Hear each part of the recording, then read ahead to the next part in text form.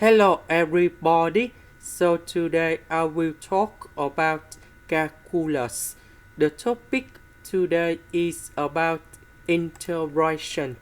So now I will show you how to answer. We need to use about integration by substitution.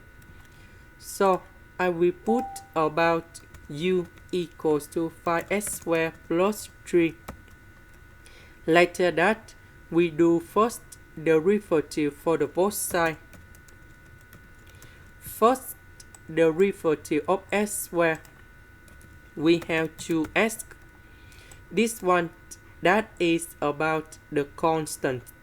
So you got 0.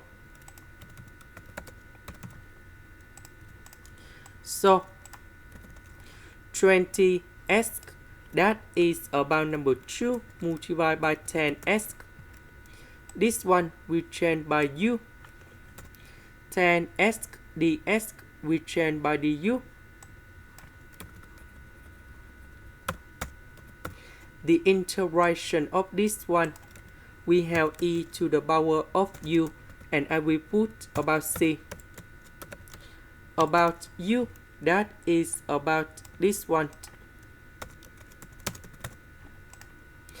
This is the end. Thank you for watching.